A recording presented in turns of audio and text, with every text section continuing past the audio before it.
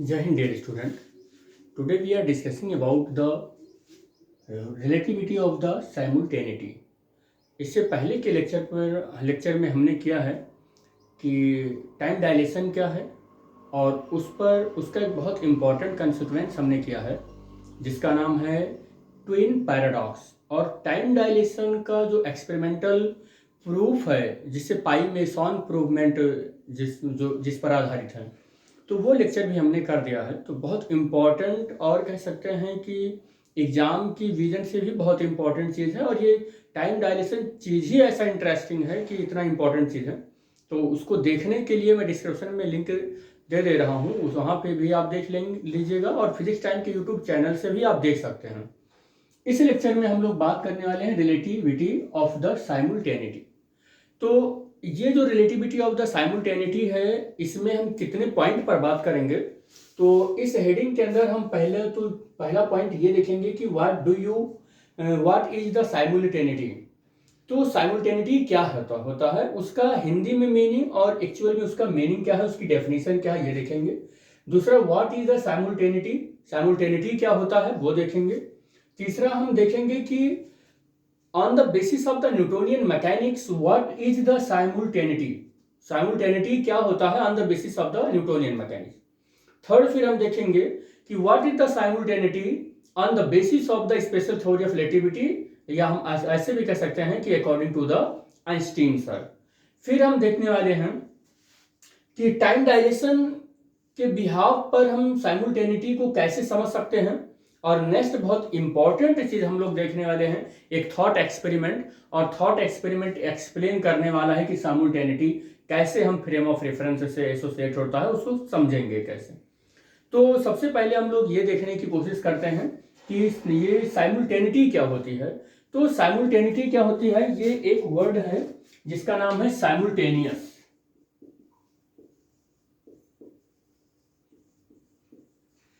जिसका मतलब होता है के साथ साथ।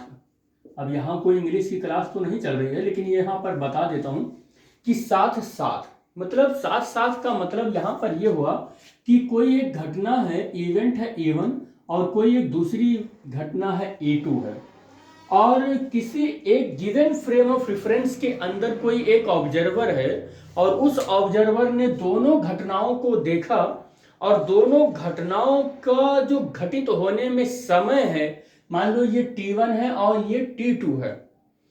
तो अगर ये दोनों घटनाएं सेम टाइम के लिए घटित हुई हैं, सेम टाइम के लिए घटित हुई हों, तो उस ऑब्जर्वर के लिए इन दोनों घटनाओं का घटना काल अगर सेम है तो हम उस चीज को बोलते हैं रिलेटिविटी ऑफ द साइमुल्टेनिटी। या आप ऐसे समझ लें कि किसी घटना को कोई ऑब्जर्वर अगर देखता है या कोई दो घटनाएं किसी गिवन फ्रेम ऑफ रेफरेंस के अंदर होती हैं और कोई एक ऑब्जर्वर उसको ऑब्जर्व करता है और दोनों घटनाएं अगर सेम टाइम पर होती हैं तो हम बोलते हैं साइमुल्टेनिटी। एक ही समय पर दो घटनाएं हो गई, यही होता, एक ही समय पर में दो घटनाएं हो गई और साइमुल्टेनियस से ही हमारा बनकर आया है साइमुल्टेनिटी। या हम इसको सही भाषा में अगर हिंदी में बात करें तो इसी को हम बोलते हैं समकालीनता।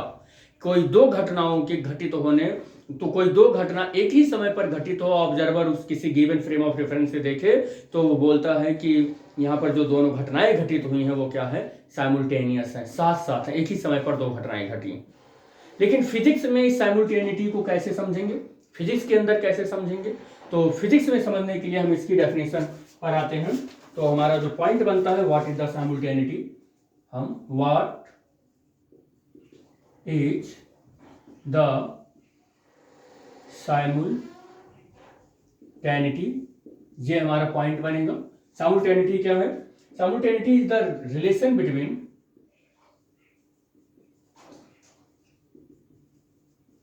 is the relation between two event, assume that two event,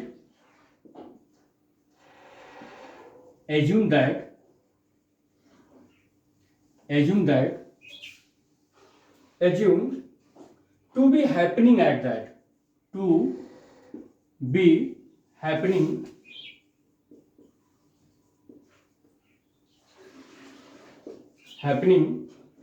at that at the same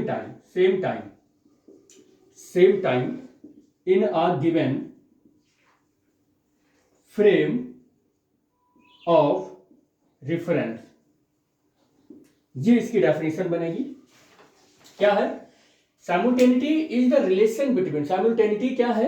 किसके बीच का रिलेशन है? दो घटनाओं के बीच का रिलेशन है, जो क्या हो कि घटना अगर घटित हो किसी सेम टाइम पर, या किसी एक समान की कोई घटना E1 व E2 घट रहे हों और वो समान समय लेते हैं किसी गिवन फ्रेम ऑफ रेफरेंस में, तो उस गिवन ऑफ रेफरेंस में दोनों घटनाओं के घटित होने का जो समय है उनके बीच का रिलेशन जो होता है उसी को हम लोग क्या, समय के बीच का जो रिलेशन होता है उसी को हम साइमल्टेनिटी कहते हैं। फिर से देखें, किसी गिवन फ्रेम ऑफ रेफरेंस के अंदर किसी दो घटनाओं के घटित होने का जो समयों का सा रिलेशन है, उन दोनों घटनाओं के बीच का जो समय है उन समयों का जो रिलेशन है उसी को रिलेशन को हम साइमल्टेनिटी यहाँ पर बोलते हैं। या आप ऐसे समझ लें कि कोई दो घटनाएं घटे और अगर उनमें दोनों में सेम टाइम ले रहे हैं, सेम टाइम के लिए, तो वो टाइम एक दूसरे से जिस किसी भी फिजिकल टर्म से जुड़े हुए हैं उसी को साइमल्टेनिटी बोलते हैं।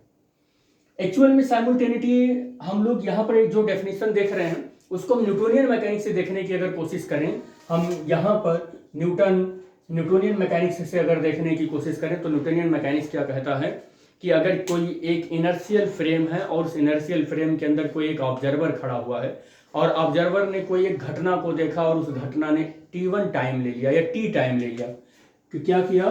Newtonian according to the Newtonian mechanics, according to the Newtonian mechanics, according to the Newtonian mechanics क्या हुआ न्यूटोनियन मैकेनिक्स के अकॉर्डिंग कि कोई एक ऑब्जर्वर है किसी एस इनर्शियल फ्रेम के अंदर, यहाँ पर है ऑब्जर्वर का नाम O है और किसी एक घटना को उन्होंने देखा और उसने टाइम लिया t, और फिर क्या किया कि वही ऑब्जर्वर अब किसी दूसरे इनर्शियल फ्रेम ऑफ रेफरेंस के अंदर, जो frame of reference v velocity से कॉन्स्टेंटली वो चल रहा है और इस फ्रेम के अंदर वो ऑब्जर्वर आ गया, अब वो उस घटना को देख रहा है और उस घटना ने अब जो टाइम दिया t प्राइम, तो न्यूटोनियन मैकेनिक्स कहता है कि ये दोनों फ्रेम ऑफ रेफरेंस के अंदर जो t और t प्राइम टाइम लगा हुआ है, ये दोनों t और t प्राइम ये दोनों सेम होंगे। ये न्यूटोनियन मैकेनिक्स कहता है कि कोई भी एक घटना हो और उसके घटित होने में t टाइम लग रहा है किसी एक इनर्शियल फ्रेम के अंदर, और अगर वो ऑब्जर्वर किसी दूसरे फ्रेम ऑफ रेफरेंस से देखता है तो वो भी टाइम जो होगा वो क्या होगा, उसी घटना के लिए t प्राइम जो होगा वो दोनों सेम होगा। मतलब न्यूटोनियन मैकेनिक्स ये कहना चाह रहा है कि जो हमारा टाइम है, या ऐसा कह सकते हैं कि टाइम स्केल जो है किसी इनर्शियल फ्रेम ऑफ रेफरेंस के लिए, वो time scale same for all inertial frame. According to the Newtonian mechanics the time scale is same for all inertial frame. ये हमारे न्यूटोनियन मैकेनिक्स कहता है। इसका मतलब अगर इनडायरेक्टली मैं बात करना चाहूं तो ये कहना चाह रहा है कि साइमल्टेनिटी इज द एब्सोल्यूट। साइमल्टेनिटी क्या है? एब्सोल्यूट है। वो हर जगह पर हर एक फ्रेम ऑफ रेफरेंस से देखेंगे तो टाइम का कोई भी डायलेशन नहीं होगा, टाइम हर एक फ्रेम से देखेंगे तो किसी भी इवेंट के लिए वो सेम होगा। मतलब एब्सोल्यूट साइमल्टेनिटी को कौन बताता है? न्यूटोनियन मैकेनिक्स बताता है। कौन बताता है? एब्सोल्यूट साइमल्टेनिटी। एब्सोल्यूट साइमल्टेनिटी को बताता है हमारा न्यूटोनियन मैकेनिक्स। लेकिन अगर मैं इसी चीज को, न्यूटोनियन मैकेनिक्स ने जो चीज बताया, इसी चीज को साइमल्टेनिटी को जैसे बताया, अब इस साइमल्टेनिटी को हम किससे देखें? स्पेशल थ्योरी ऑफ रिलेटिविटी से देखें। यानी कि स्पेशल थ्योरी ऑफ रिलेटिविटी का मैं मीनिंग ऐसा लेना चाह रहा हूं जैसे कि आइंस्टाइन सर ने क्या कहा। स्पेशल थ्योरी ऑफ रिलेटिविटी का नाम आते ही तुरंत दिमाग में आना चाहिए कि आइंस्टाइन सर के अकॉर्डिंग देखने चल रहे हैं। तो according to the Einstein sir के अकॉर्डिंग देखें।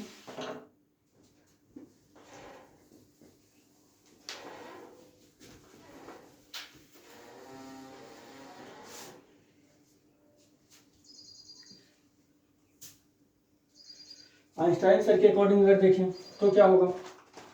तो according to Einstein sir,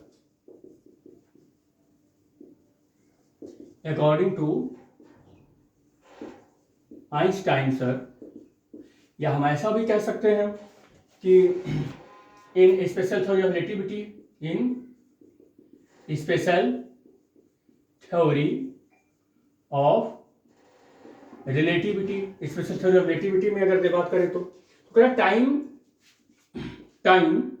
interval are not same, time interval same नहीं है for two observer in relative motion. देखो ये बड़ी इंपॉर्टेंट बात इन्होंने कह दी। और क्या कहते हैं कि साइमultaneity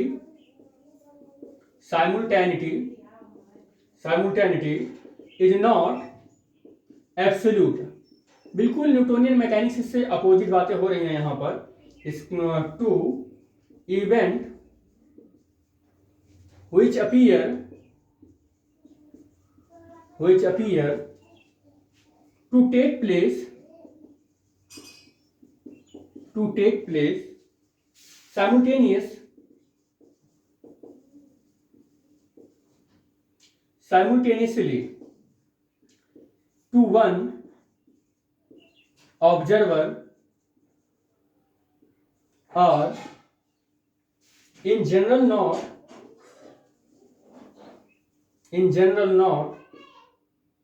simultaneous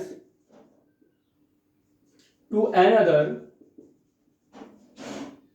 observer in relative motion।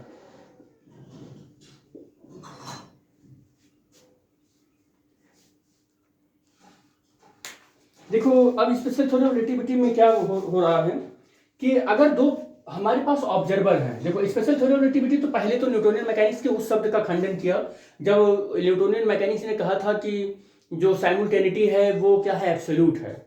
उन्होंने कहा कि किसी एक इनर्शियल फ्रेम के अंदर आप हैं और कोई इवेंट अगर टी टाइम ले रहा है, कोई दूसरे फ्रेम ऑफ रेफरेंस के अंदर जाते हैं तो भी उस इवेंट को अगर आप देखते हैं उसने टी प्राइम टाइम लिया था तो both time are equal and जो साइमultaneity है वो एब्सोल्यूट है, या time scale for all inertial frame is same. उन्होंने जो कहा था पहले उस शब्द का इन्होंने खंडन कर दिया स्पेशल थ्योरी ऑफ रिलेटिविटी में। आइंस्टाइन सर ने क्या कहा कि स्पेशल थ्योरी ऑफ रिलेटिविटी में time interval are not same. उन्होंने पहली बात तो कहा कि if a event is occurring at a frame S, कह रहा है कि अगर कोई भी इवेंट अगर एस फ्रेम में होता है और अगर आप उसी इवेंट को किसी दूसरे फ्रेम से देखते हैं तो जो टाइम टी प्राइम लग रहा है और जिस इनर्शियल फ्रेम में रेस्ट वाली फ्रेम से आपने देखा था जो टाइम टी लग रहा था, ये पहली बात तो दोनों सेम नहीं होंगे, ये टाइम चेंज हो जाएंगे। पहली बात उन्होंने खंडन किया कि time interval are not same for the observer in relative motion.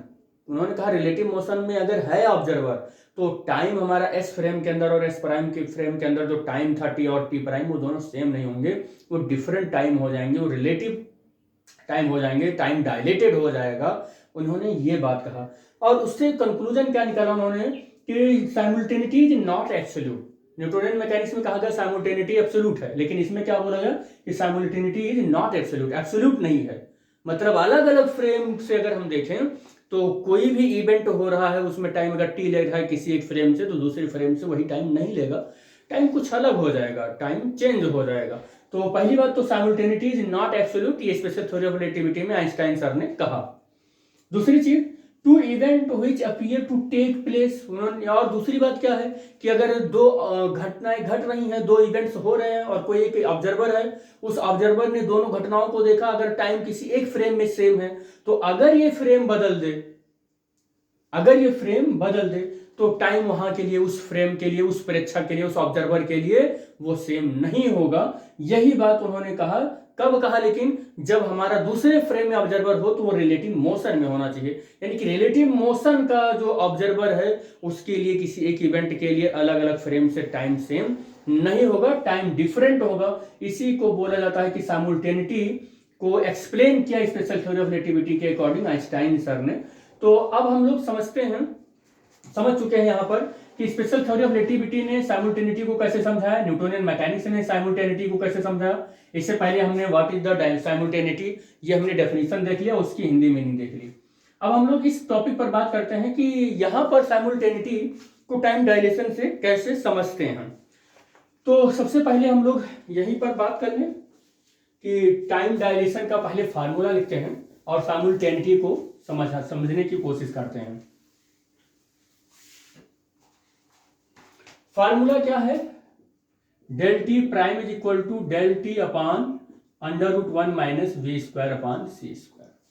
यहां पर ये डेल टी क्या है, डेल टी क्या है, तो इसी को आप del T prime is equal to del T upon under root 1 minus we square by T, इसी को आप T prime is equal to T upon T nought ऐसे लिखते हैं, और one upon V square minus C square ऐसे भी कुछ लिखते हैं। लेकिन क्या आप जानते हैं कि यहाँ पर डेल टी क्या है और टी प्राइम क्या है? तो ये जो टी है ये उस फ्रेम में नापा गया है जिसमें दोनों घटनाएं एक ही जगह पर हो रही हैं। ये जो टी है ये उस फ्रेम में नापा गया, या हम ऐसे लिख देते हैं उस फ्रेम में नापा गया जिसमें दोनों घटनाएं एक ही जगह पर हो रही हैं, एक ही जगह पर हो रही हैं। या आप ऐसे भी कह सकते हैं कि ये उस फ्रेम में मेजर किया गया जहां पर दोनों घटनाएं ऑब्जर्वर ओ ने रेस्ट फेज में देखा है, रेस्ट था जब ऑब्जर्वर ने वहां पर उस फ्रेम के अंदर रेस्ट में था तब देखा था, जिसको आप प्रॉपर टाइम बोलते हो। इसी को क्या बोलते हो कि ये प्रॉपर टाइम है। ये क्या है? प्रॉपर टाइम है, यही आप बोलते हो। और यहां पर ये जो डेल टी है ये उस फ्रेम के अंदर ये समय का मापन है जिसमें दोनों घटनाएं एक ही जगह पर नहीं हो रही हैं। ये चीज है कि ये उस फ्रेम में नापा गया है जिसमें एक ही जगह पर नहीं हो रही हैं दोनों घटनाएं। यहां पर इसका ये मतलब हुआ, और इसी फार्मूले को आप कहते हो कि टाइम डायलेशन का फार्मूला है।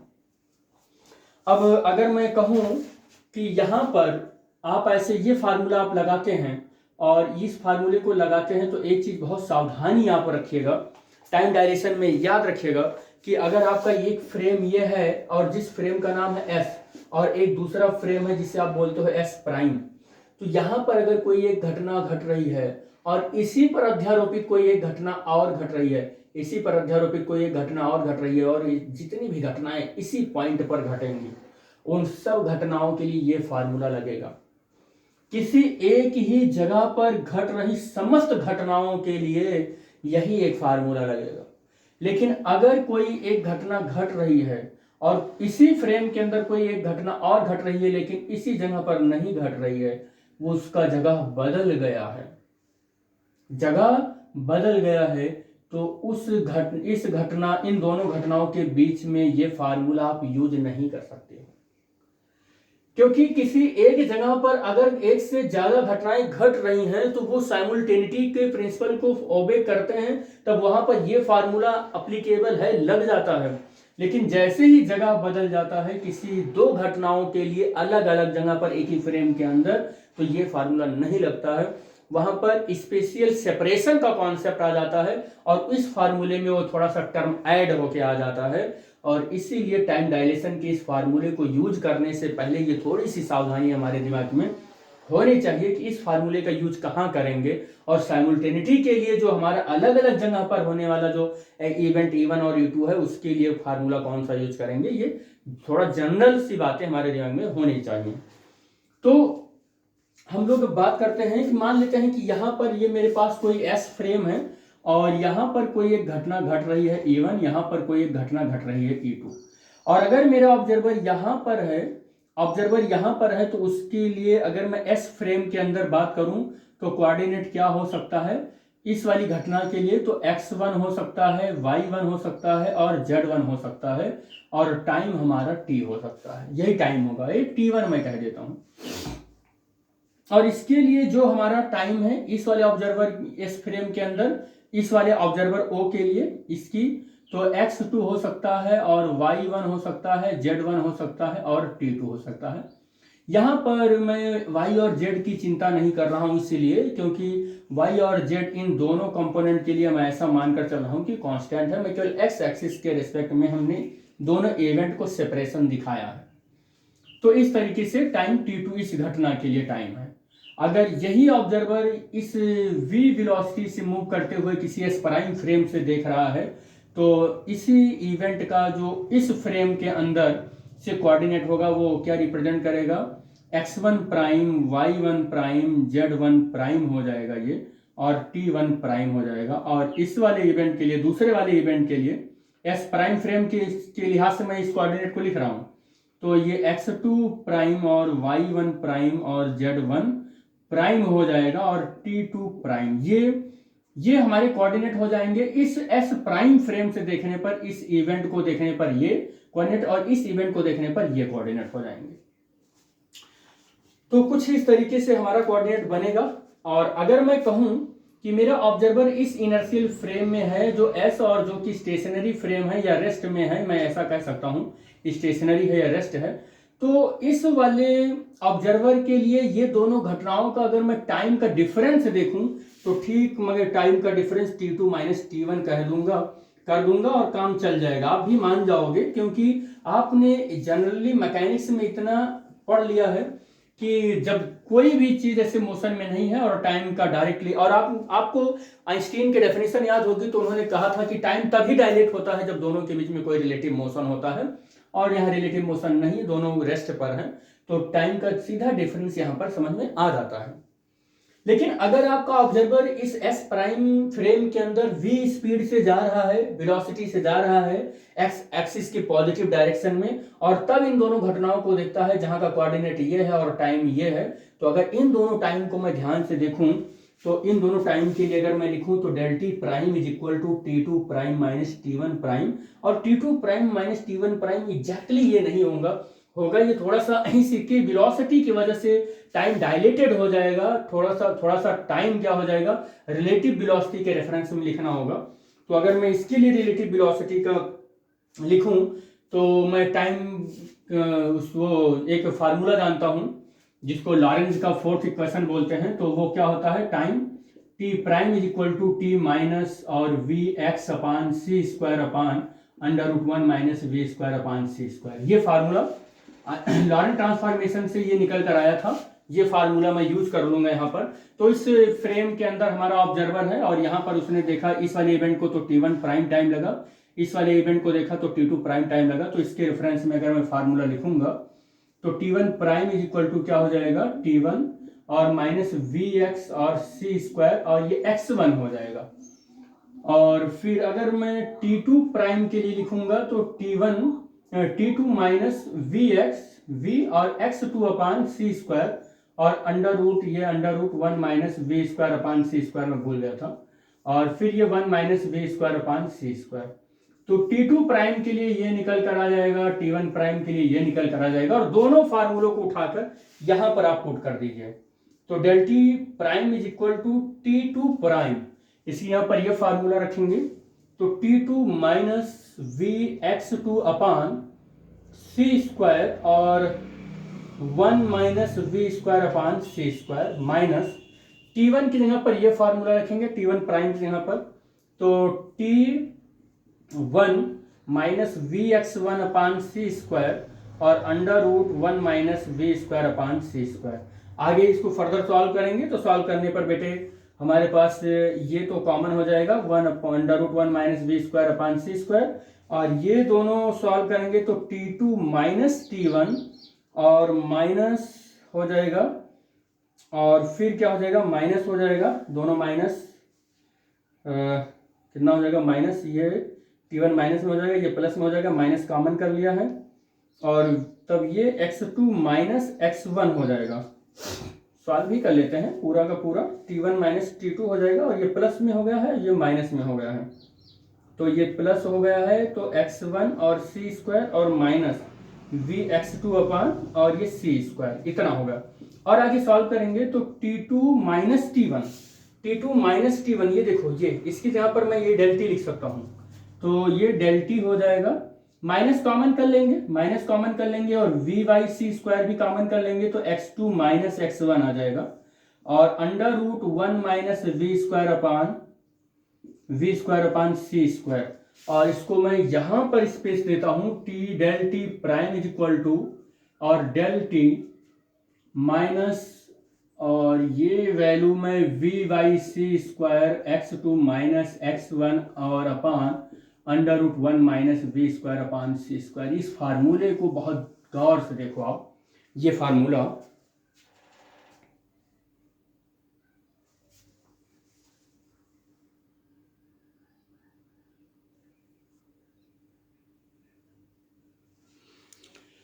तो ये फार्मूला आपने देखा तो आप देख रहे हैं कि जो यहाँ पर मैंने दो इवेंट रखा और दोनों इवेंट के बीच में हमने थोड़ा सा जगह छोड़ दिया। एक ही जगह पर दोनों इवेंट नहीं हो रहे हैं, अलग अलग जगह पर हो रहे हैं।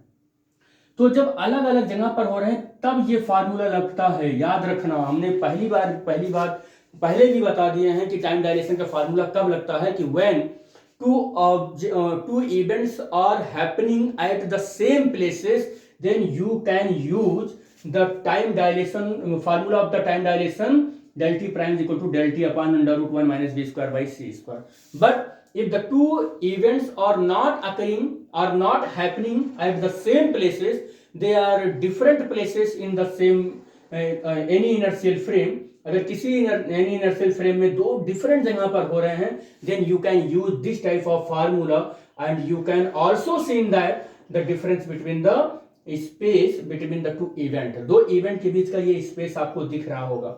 अब इसी फार्मूले में अगर आप चाहें, इसी फार्मूले में अगर ये दोनों इवेंट को एक ही जगह पर हैपनिंग करवा दीजिए, अकरिंग करवा दीजिए, एक ही जगह पर E1 और E2 दोनों को यहीं पर सुपर इंपोज करा दीजिए। अब आप क्या देखेंगे कि x2 minus x1 will be 0, x2 minus x1, यानी कि ये जो टर्म है इस टर्म को बोलते हैं स्पेशियल सेपरेशन। इसी को स्पेशल सेपरेशन बोलते हैं। अब स्पेशल सेपरेशन 0 हो गया। अगर ये 0 हो गया तो इस टर्म की जगह पर 0 वैल्यू रख दीजिए। 0 रखेंगे तो क्या पाएंगे, you will get del t prime is equal to del t minus v upon c square. Special separation 0 है और √1 minus we square upon C square, you will get del t prime is equal to del t upon √1 minus we square upon C square. यही तो मिलेगा आपको, यही तो मिलेगा time dilation का, यही तो फार्मूला मिलेगा। तो याद रखिएगा, if two events are happening at the same place, then you can use this formula. But if the two or more events are happening at the different places in any inertial frame of reference, then you can use this type of formula. तो आपको ये बहुत general, ये minute difference पता होना चाहिए कि time dilation का फार्मूला मुझे कहाँ लगाना है और ये फार्मूला मुझे कहाँ लगाना है। तो इन दोनों फार्मूलों के बीच में ये डिफरेंस आपको आना चाहिए कि del t prime is equal to del t minus we square by C square, x2 minus x1 special separation बोलते हैं इसको, और 1 minus we square by C square. इसका मतलब आप एक चीज देख चुके हैं कि जब भी अगर दो इवेंट हो रहे हैं डिफरेंट प्लेस पे किसी एक इनर्शियल फ्रेम के अंदर, तो टाइम और स्पेस दोनों इंटेंगल्ड हैं, दोनों एक दूसरे के अंदर फंसे हुए हैं। टाइम और स्पेस एक दूसरे से फ्री नहीं है, वो दोनों एक दूसरे से रिलेटिव मोशन में संबंध स्थापित कर लेते हैं और वो ये संबंध रहा, वो संबंध ऐसा है। ये del t prime is equal to del t minus v by C square x2 minus x1 √1 minus v square by C square.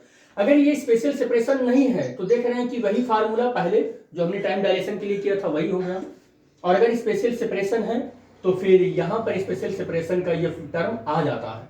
ठीक है, तो ये चीज आपको समझ में आना चाहिए।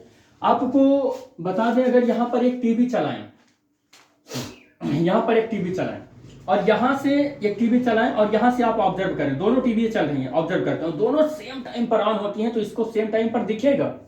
लेकिन अगर कोई एस प्राइम फ्रेम में अगर हो, दूसरे किसी फ्रेम में हो और इसको सेम टाइम में इस फ्रेम के रेस्पेक्ट में चलाएंगे तो दूसरे फ्रेम वाले को ये हो सकता है एक ही टाइम पर ना दिखे, क्योंकि इन दोनों के बीच में कुछ स्पेस है, इन दोनों घटनाओं के बीच में कुछ स्पेस है। तो दूसरे फ्रेम में जो है उसे हो सकता है ये घटना एक ही टाइम पर ना दिखे, अलग अलग टाइम पर दिखे।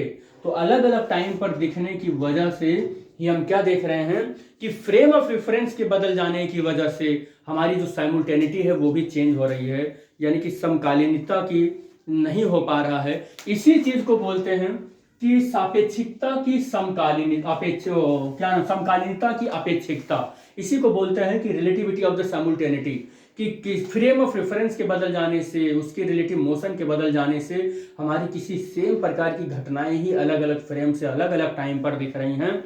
इसी चीज को हम कह सकते हैं कि जो समकालीनता है, जो साइमुल्टेनिटी है, ये भी फ्रेम के ऊपर डिपेंड करती है, फ्रेम के मोशन के ऊपर डिपेंड करती है।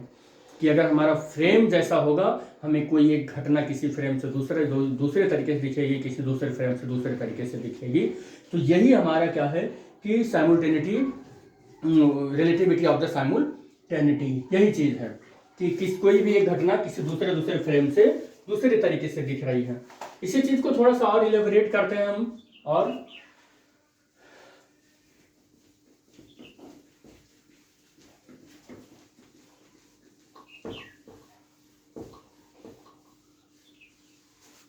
जैसे जैसे मैंने लिखा है, वीडियो को पॉज कर करके उसी तरीके से आप अगर लिखेंगे तो पूरा पा जाएंगे, क्योंकि यहाँ थोड़ा सीरियल आपको नहीं मिल रहा होगा।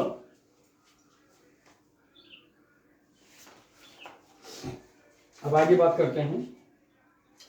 अब हम देखते हैं कि रिलेटिविटी ऑफ साइमल्टेनिटी को एक्चुअली में कैसे हम एक्सप्लेन करेंगे। तो सपोज कर ले रहे हैं कि कोई एक इवेंट E1 है और कोई दूसरा इवेंट E2 है, और E1 इवेंट S फ्रेम से अगर हम देखें, S फ्रेम से देखें तो E1 इवेंट के लिए X1, Y और Z और T टाइम, और E2 के लिए X2 और Y और Z और T। हमने किसी इनर्शियल फ्रेम के रेफरेंस में दोनों घटनाओं का कोऑर्डिनेट लिखा है, तो हम X1 और X2 equal spatial separation X axis के अलोंग देख रहे हैं, Y Z के रिस्पेक्ट में नहीं देख रहे हैं। और किसी भी एक स्टेशनरी फ्रेम के लिए जो टाइम होता है, वो टाइम किसी दो सेम टाइम पर अकरिंग होने वाली इवेंट के लिए वो हमने सेम लिख दिया है। लेकिन अगर मैं इसी घटना को S प्राइम फ्रेम से देखूं, S प्राइम फ्रेम से देखूं, तो S प्राइम फ्रेम से देखने पर अगर मैं इसके लिए डायलेटेड टाइम निकालूं, तो डायलेटेड टाइम निकालने के पर हम क्या देखेंगे कि T1 prime is equal to कितना हो जाएगा, T minus X1 V by C square और 1 minus we square by C square, ये दिखेगा। और इसके लिए अगर मैं S प्राइम फ्रेम से डायलेटेड टाइम निकालूं तो T2 prime is equal to हमें क्या मिलेगा, T माइनस X2 और V बाई सी स्क्वायर और under root 1 minus we square by C square. कुछ इस तरीके से उस घटना के कोऑर्डिनेट को लेते हुए हमारा डायलेटेड टाइम इतना आ जाएगा। और अगर मैं T2 prime minus T1 prime निकालूं, जिसको फिर ये निकालने के बाद हमें सब्ट्रैक्ट करना होगा, तो T minus X2 V by C square और under root 1 minus we square by C square और T X1 V upon C square upon under root 1 minus we square upon C square. अब क्या करना होगा, under root 1 minus we square upon C square और T minus X2 V upon C square और minus T upon minus यहाँ plus हो जाएगा और X1 V upon C square. T से T कैंसिल, T से T कैंसिल नहीं होगा, ये माइनस T हो जाएगा और ये प्लस में हो जाएगा, ये T से T कैंसिल हो जाएगा। क्या बचेगा फिर हमारे पास बचेगा X2 minus X1 V by C square minus और under root 1 minus we square upon C square. ये दिख रहा है ये, हाँ ये। और डेल टी प्राइम, थोड़ा सा इसको ऊपर कर देते हैं, 1 minus we square upon C square, ये हो जाएगा। तो इस तरीके से डेल टी प्राइम आप देख रहे हैं कि अगर कोई घटना घट रही है और वो कौन से फ्रेम में घट रही है, वो एस फ्रेम में घट रही है, तो उसी घटना में अगर टाइम टी लग रहा है तो एस प्राइम फ्रेम से उस घटना के लिए इतना टाइम लग रहा है। कोई घटना घट रही है एस फ्रेम में और वो दूसरी घटना है उसमें टाइम टी लिया है, तो एस प्राइम फ्रेम से उस घटना के लिए ये टाइम आ जाएगा। और ये दोनों टाइम अगर आप देख रहे हो तो डिफरेंट हैं, बिल्कुल दोनों टाइम क्या हैं, डिफरेंट हैं। तो इन दोनों घटना में जो एस फ्रेम है उसमें तो एक ही समय में हुआ है, एस फ्रेम में ये दोनों घटनाएं एक ही समय पर हुए हैं। लेकिन एस प्राइम फ्रेम के अंदर आप देखें तो दोनों घटनाओं के लिए जो समय है वो क्या है, कुछ अलग अलग है, कुछ समय जो है क्या हुआ अलग अलग है। यही जो दूसरे फ्रेम के अंदर दोनों घटनाओं का जो समय है जो अलग अलग है, इसी को हम लोग क्या बोलते हैं, रिलेटिविटी ऑफ साइमल्टेनिटी। इसी को क्या बोलते हैं, रिलेटिविटी ऑफ साइमल्टेनिटी। इसी को बोलते हैं रिलेटिविटी ऑफ साइमल्टेनिटी। ये क्यों हुआ है साइमल्टेनिटी,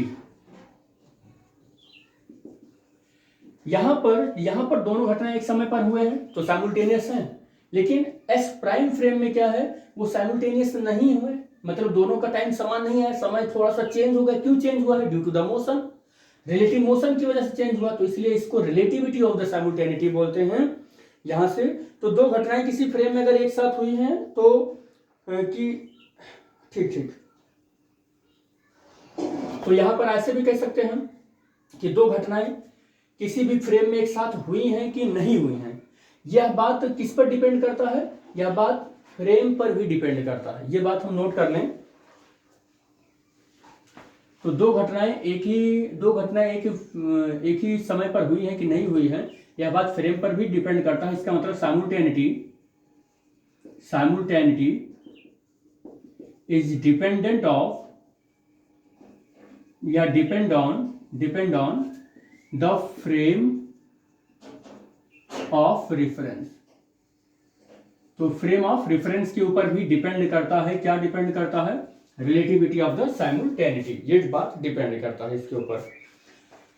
चलिए, तो यहां तक रिलेटिविटी ऑफ द साइमल्टेनिटी हो गई। तो हम लोग अब इसी पर बेस्ड एक थॉट एक्सपेरिमेंट करते हैं। तो थॉट एक्सपेरिमेंट, हमने अब टाइम डायलेशन भी देख लिया, थॉट एक्सपेरिमेंट करते हैं और देखते हैं कि क्या होता है ये थॉट एक्सपेरिमेंट किसी रिलेटिविटी ऑफ द साइमल्टेनिटी के रिस्पेक्ट में किसी फ्रेम के अंदर। तो थॉट एक्सपेरिमेंट है क्या चीज, बेसिकली वो हम चर्चा करते हैं। एक ऐसा काल्पनिक प्रयोग, एक ऐसा इमेजिनरी एक्सपेरिमेंट जो फिजिक्स के समस्त सिद्धांतों की व्याख्या कर देता हो, या समस्त ना कहकर हम कह सकते हैं कि एक ऐसा काल्पनिक प्रयोग जो फिजिक्स के सिद्धांतों पर, आधारभूत सिद्धांतों पर खरा उतरता हो, उनकी व्याख्या कर देता हो, लेकिन वह एक काल्पनिक प्रयोग है। वह मतलब उसको रियल लाइफ में नहीं कर सकते हैं, लेकिन उस इमेजिनेशन से, उस हाइपोथेसिस से फिजिक्स के थोड़े बहुत जितने भी सिद्धांत जो हमें यहाँ पर जरूरत है उनकी व्याख्या वो प्रॉपर कर लेता हो। तो थॉट एक्सपेरिमेंट का मतलब क्या होता है कि a new kind of the hypothetical experiment which is explain to the basic principle of the physics. ठीक है, तो basic principle of the physics जो एक्सप्लेन करता है उसको हम थॉट एक्सपेरिमेंट बोलते हैं। क्या होता है वो? Thought experiment. थॉट एक्सपेरिमेंट का मतलब एक काल्पनिक प्रयोग जो भौतिक के सिद्धांतों की व्याख्या करता हो। अब उस सिद्धांत की व्याख्या करने के लिए हमें क्या करना होगा, ऐसा थोड़ा सा हमें यहाँ पर हाइपोथेटिकल चीजें लेनी पड़ेंगी। सपोज कर लेते हैं कि ये कोई एक उपकरण है या कोई एक पाइप है, और इस पाइप में इधर से कोई भी चीज जाने की कोई गुंजाइश नहीं है, इधर से भी कोई चीज जाने की कोई गुंजाइश नहीं है। ये बिल्कुल इधर की चीज इधर, या इधर अंदर की चीज, इस पाइप के अंदर की चीज बाहर कुछ नहीं जा सकता है। लेकिन यहाँ पर इसको मैं ऐसा बोल दे रहा हूँ कि यहाँ पर दो दरवाजे लगे हुए हैं। ये जो दरवाजा लगा हुआ है, इस दरवाजे का नाम D1 है और इस दरवाजे दूर का नाम जो है वो D2 है। दो दरवाजे इसमें लगे हुए हैं इस पाइप या उपकरण के अंदर, इस कह सकते हैं एक्सपेरिमेंटल मशीन या जो कुछ भी मैंने बनाया है इसके अंदर लगे हुए हैं। और इसके ठीक एकदम बीच में हमारे पास कोई एक कह सकते हैं कि पल्स जनरेट करने वाला जनरेटर है। यहाँ पर पल्स जनरेटर है, ठीक बीच में है। और वो पल्स जनरेटर क्या करता है, अपने में से लाइट को इमिट करता है। और आपको पता है कि लाइट, अगर ये पूरा का पूरा वैक्यूम है, वैक्यूम चैम्बर है, तो इस इलेक्ट्रिक जनरेटर या मतलब पल्स जनरेटर से जो लाइट इमिट होगी वो हर एक डायरेक्शन में c स्पीड से चलेगी। वो c स्पीड से चलेगी और ये एक इनर्शियल फ्रेम के अंदर रखा हुआ है। ये एक इनर्शियल फ्रेम के अंदर रखा हुआ है, या इनर्शियल फ्रेम ऑफ रेफरेंस के अंदर ये पूरा का पूरा मैं उपकरण ले रखा हूं। तो या मैं ऐसे कह सकता हूं कि फॉर इनर्शियल फ्रेम S, और जो किसमें है, रेस्ट में है ये। और इसमें दो दरवाजे हैं D1 और D2। और इसका अरेंजमेंट कुछ मैंने इस तरीके से किया है कि इसके अंदर जैसे ही light electro generator, pulse generator से इमिट होगी, पल्स जनरेटर से जैसे ही लाइट इमिट होगी, ये लाइट चलते चलते जैसे ही इस डोर पर पड़ेगा ये डोर ओपन हो जाएगा, और ये लाइट चलते चलते जैसे ही इस डोर पर पड़ेगा और ये डोर ओपन हो जाएगा। और इन दोनों डोर के ओपन होने में कोई भी टाइम लैग नहीं होगा। जैसे ही पड़ा डोर ओपन, जैसे ही पड़ा लाइट डोर ओपन, मतलब लाइट पड़ते ही डोर ओपन होना, इतना फ्री होना चाहिए ये। तो अगर ये लाइट यहाँ पर पड़ी तो ये डोर ओपन हो गया, ये लाइट यहाँ पर पड़ी, ये डोर ओपन हो गया। तो हम क्या देखते हैं इस इनर्शियल फ्रेम के अंदर कि जो हमारा D1 है और जो D2 है ये खुला, लाइट पड़ते ही क्या हुआ, खुल गया, क्या हो गया, ओपन हो गया। और ओपन हुआ तो कैसे हुआ, at the same time. Eight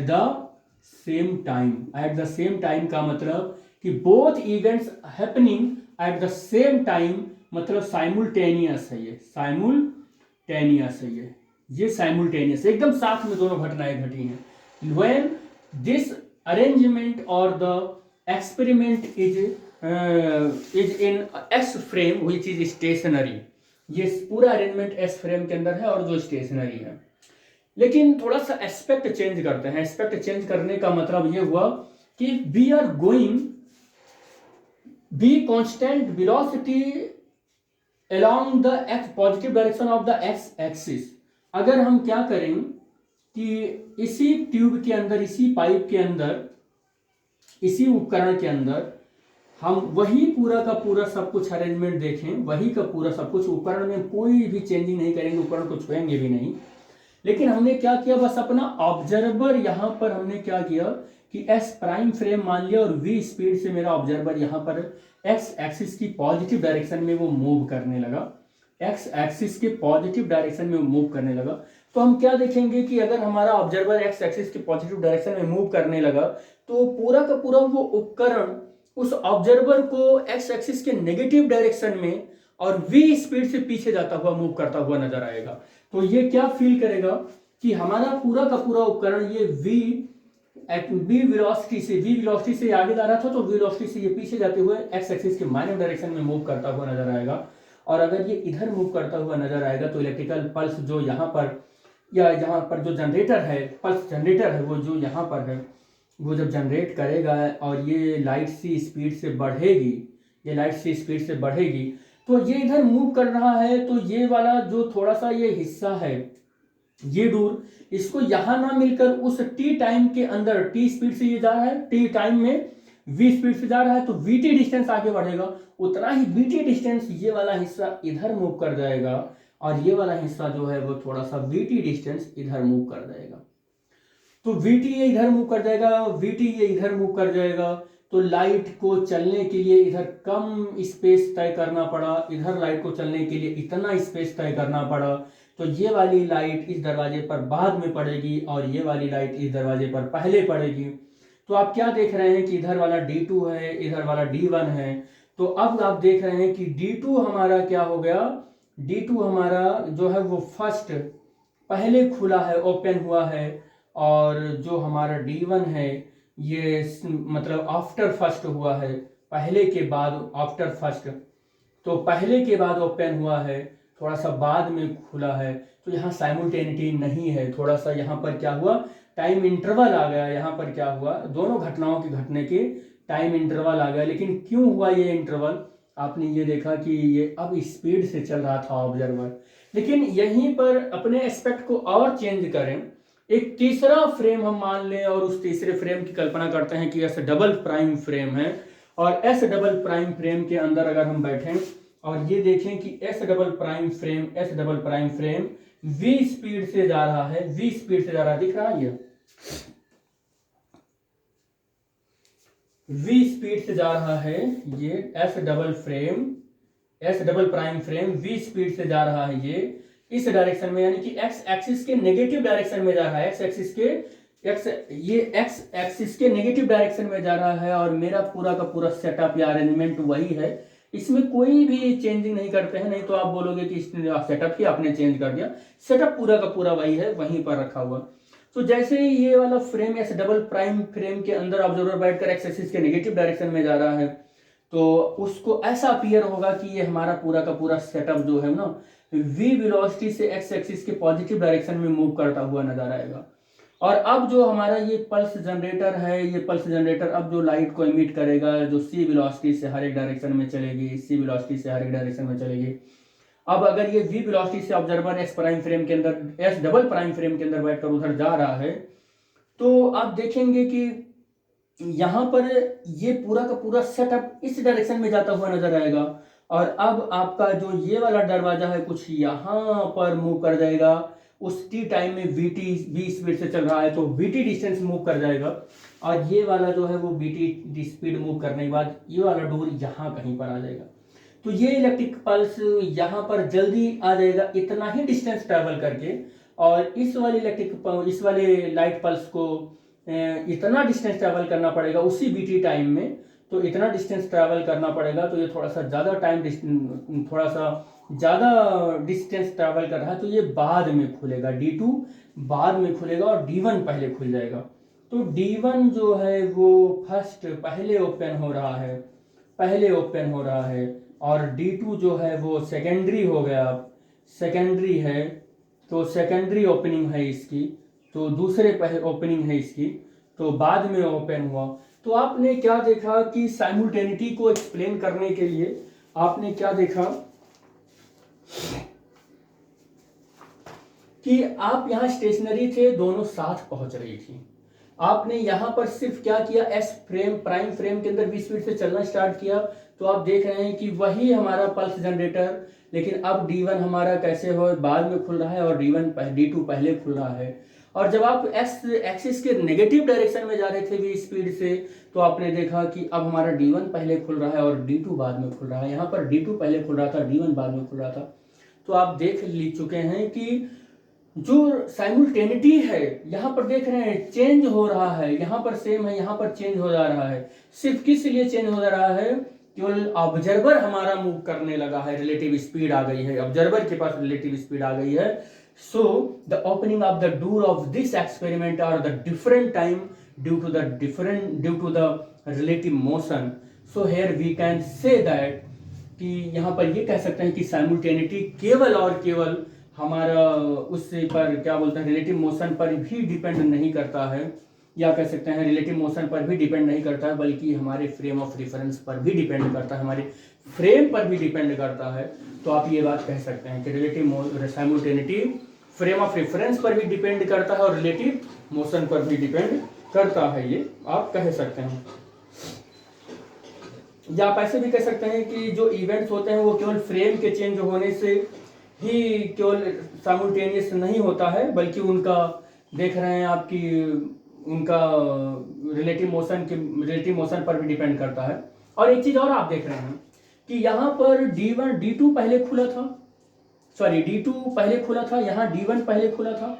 तो आप देख रहे हैं कि फ्रेम के बदलने से घटना का क्रम भी बदल जा रहा है। देखिए फ्रेम के बदलने से, फ्रेम इधर जा रहा था, अभी फ्रेम इधर जाने लगा, तो फ्रेम के बदलने से घटनाओं का क्रम भी बदल जा रहा है। तो आप ऐसा भी कर सकते हैं कि साइमल्टेनिटी केवल और केवल फ्रेम ऑफ रेफरेंस पर भी निर्भर नहीं करता है, या फ्रेम ऑफ रेफरेंस को से केवल घटनाओं का ये साइमल्टेनिटी ही नहीं प्रभावित होती है, बल्कि उनका क्रम भी प्रभावित होता है। आप ऐसा भी बोल सकते हैं कि साइमल्टेनिटी का से जो रिलेटिव स्पीड से या रिलेटिव मोशन से, ऐसा कह सकते हैं रिलेटिव मोशन से केवल फ्रेम ऑफ रेफरेंस ही नहीं फर्क डाल रहा है साइमल्टेनिटी पर, उनका क्रम पर भी फर्क पड़ रहा है, क्रम भी उनका चेंज हो रहा है। जो पहले खुल रहा था अब वो बाद में खुल रहा है, जो बाद में खुल रहा है वो पहले खुल रहा है। तो आप ऐसा कह सकते हैं कि घटनाएं फ्रेम के बदलने से केवल समकालीन ना होकर उनका क्रम भी बदल सकता है, और घटनाओं का जो क्रम है वो फ्रेम ऑफ रेफरेंस पर डिपेंड करता है। तो ऑर्डर ऑफ इवेंट जो होता है वो किस पर डिपेंड करता है, फ्रेम ऑफ रेफरेंस पर डिपेंड करता है। या आप कह सकते हैं कि ऑर्डर ऑफ इवेंट किस पर डिपेंड करता है, event is depend on frame of reference. ये ऑर्डर भी इनका बदल सकता है, ठीक है। तो आप ऐसा भी कह सकते हैं कि फ्रेम ऑफ रेफरेंस से केवल साइमल्टेनिटी ही नहीं प्रभावित हो रही है, फ्रेम ऑफ रेफरेंस से केवल साइमल्टेनिटी या रिलेटिव मोशन से, आप फ्रेम ऑफ रेफरेंस या रिलेटिव मोशन से केवल साइमल्टेनिटी ही नहीं प्रभावित हो रही है, बल्कि ऑर्डर ऑफ इवेंट भी प्रभावित हो रहा है। जो पहले खुल रहा था बाद में हो रहा है, जो बाद में हो रहा है वो पहले हो रहा है, तो ये भी प्रभावित होता है। इस तरीके से साइमल्टेनिटी को आप एक्सप्लेन कर सकते हैं रिलेटिविटी ऑफ द साइमल्टेनिटी में। बाकी और भी कुछ चीजें हैं यहाँ पर, जैसे हम कहें कि कोई फल है, मान लो सेब है, और वो सेब किसी पेड़ से टूटता है और पेड़ से टूटने के बाद वो ज़मीन पर गिरता है, पेड़ से फल टूटने के बाद ज़मीन पर गिरता है, तो ये फल का टूटना घटना नंबर 1 हुआ और पेड़ पर गिरना ये घटना नंबर 2 हुआ। पेड़ से टूटना घटना नंबर 1, पेड़ और ज़मीन पर गिरना ये घटना नंबर 2 है। तो अगर इसको आप व्याख्या करना चाहें तो क्या कभी ऐसा भी हो सकता है, कि पहले सेब जमीन पर गिरे और टूटे पेड़ से बाद में, क्या इस तरीके की घटनाएं भी हो सकती हैं? तो इस चीज को भी जो हमारा टाइम डायलेशन है वो एक्सप्लेन करता है। टाइम डायलेशन से इस घटना को की व्याख्या भी हम कर सकते हैं कि क्या ऐसा हो सकता है कि जमीन पर सेब पहले गिर जाए और टूटे पेड़ से बाद में। तो इस घटना को अगर हम टाइम डायलेशन से एक्सप्लेन करें तो भी कर सकते हैं। कैसे कर सकते हैं, थोड़ा सा टाइम डायलेशन के फार्मूले को विचार करिए और देखिए, तो आपको पता चलेगा कि इसकी व्याख्या कैसे करते हैं।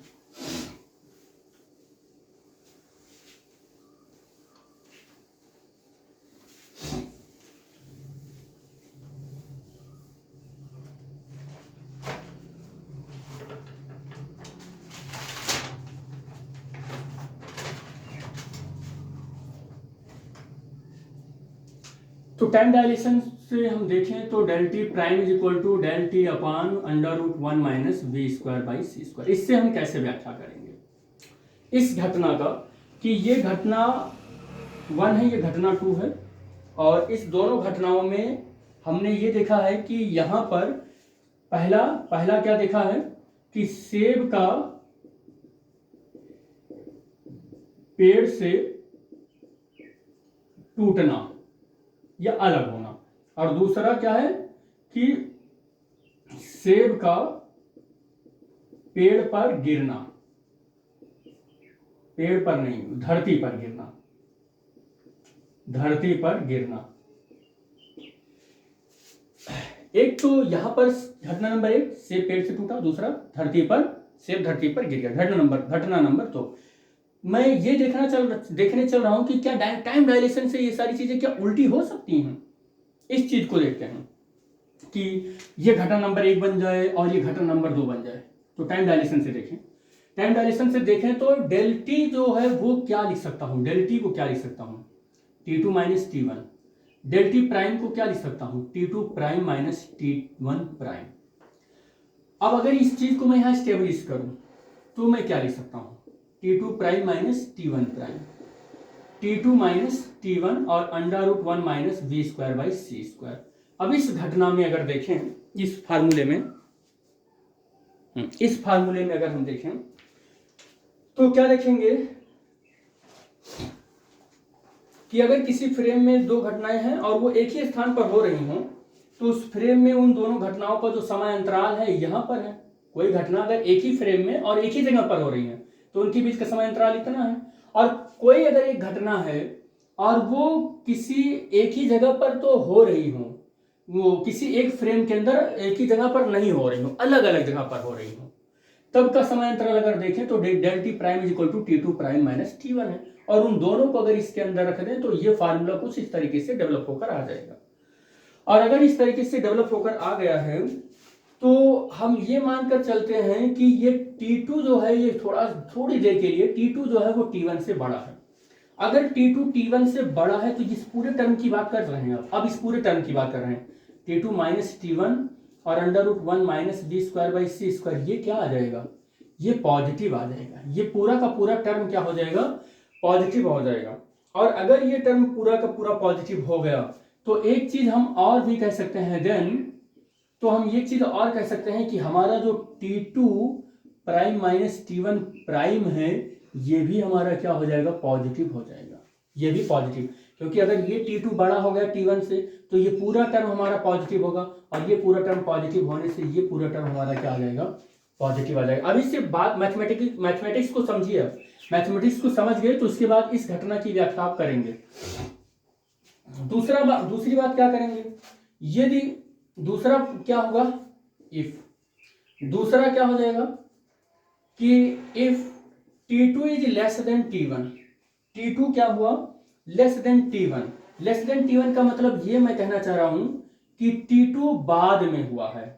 क्या हुआ? T2 बाद में हुआ। बाद में हुआ का मतलब क्या हुआ कि T1 पहले हो गया। T1 इवेंट्स आर अकरिंग या T1 events happening first, happening first. ये पहले फर्स्ट हो गया, ये पहले हुआ। अब T1 से जो जुड़ी हुई घटना है E1, ये भी पहले होगी।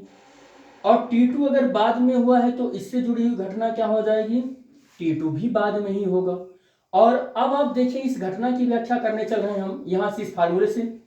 T1 बाद में हुआ, T1 पहले हुआ, तो ये पूरा का पूरा टर्म हमारा क्या हो गया? ऋणात्मक हो गया।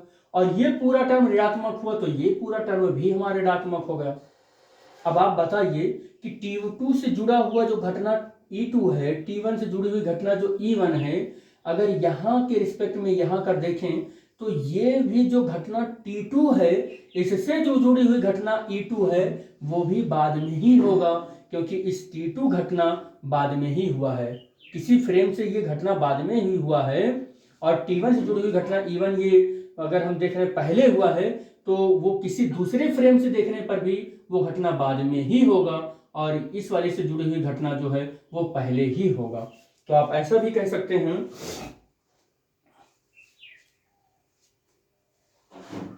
कि कोई इवेंट किसी फ्रेम के में एक ही जगह पर हो तो उनके बीच का जो समय अंतराल है अलग अलग फ्रेम में बदल सकता है, लेकिन उनका क्रम नहीं बदल सकता है। तो आप ऐसे भी कह सकते हैं इस बात को कि कोई इवेंट किसी फ्रेम में एक ही जगह पर हुआ हो तो उनके बीच का समय अंतराल अलग अलग हो सकता है, लेकिन उनका क्रम नहीं बदल सकता है। तो कोई भी घटना अलग अलग फ्रेम में हो तो उनका समय अंतराल बदल सकता है, T2 माइनस T1 या T2 माइनस T1 प्राइम। ये समय अंतराल अलग अलग फ्रेम में अलग अलग हो सकता है, लेकिन इनका क्रम नहीं बदल सकता है, इनका ऑर्डर नहीं बदल सकता। अगर इनका ऑर्डर नहीं बदल सकता है तो आप बताइए कि अगर ये सेब यहां से टूटेगा और ये पहले टूटेगा और ये इवन T1 टाइम से जुड़ा हुआ है और E2 जो है वो T2 टाइम से जुड़ा हुआ है, अगर ये घटना पहले घट रही है और ये घटना बाद में घट रही है, तो ये फ्रेम के बदलने से ये घटना अगर पहले घट रही है तो किसी भी फ्रेम में चले जाएंगे तो उनका ऑर्डर नहीं बदलेगा, ये पहले ही घटित तो होगा। और अगर ये बाद में घटना घट रही है तो ये किसी भी फ्रेम से देखेंगे तो ये घटना बाद में ही घटित होगा। तो अर्थात कारण और प्रभाव से जुड़े हुए जितने भी घटनाएं होती हैं उनका जो क्रम होता है वो नहीं बदलता है, उनका जो क्रम होता है वो क्रम वही का वही रहता है। अगर सेब पेड़ से पहले टूटा है तो ये पहले ही दिखेगा, बाद में जमीन पर गिरा है तो ये बाद में ही दिखेगा। तो अर्थात कारण और प्रभाव से जुड़ी हुई जो घटनाएं होती हैं उन घटनाओं का क्रम नहीं बदलता है, लेकिन फ्रेम के बदलने की वजह से उनका समय अंतराल बदल सकता है। अलग अलग फ्रेम में उनका समय अंतराल अलग अलग हो सकता है, लेकिन इनका क्रम नहीं बदलेगा। और जो कारण और प्रभाव से जुड़ी हुई घटनाएं होती हैं उनकी व्याख्या करने के लिए जो प्रिंसिपल होता है उसे बोला जाता है प्रिंसिपल ऑफ कॉजिलिटी। हाँ, प्रिंसिपल ऑफ कॉजिलिटी। कारण और प्रभाव से जुड़ी हुई घटनाओं की व्याख्या करने के लिए जो होता है वो प्रिंसिपल ऑफ कॉजिलिटी होता है। तो इस तरीके से आप समझ गए होंगे कि ये यहाँ पर रिलेटिविटी ऑफ द साइमल्टेनिटी क्या है, और इसके बाद हम इस पर बेस्ड कुछ न्यूमेरिकल करेंगे। और यहाँ इस principle of simultaneity, relativity of the simultaneity और जो टाइम डायलेशन और उसका कंसिक्वेंस है, इन सब लेक्चर को देखने के लिए फिजिक्स टाइम के यूट्यूब चैनल पर आप विजिट करके इसका एक स्पेशल थ्योरी ऑफ रिलेटिविटी नाम का एक मैंने बना रखा है, प्लेलिस्ट बना रखी है, तो उसमें सारे वीडियो अपलोड हैं, तो आप वहाँ विजिट करके देख सकते हैं। Thank you, thanks for watching the video.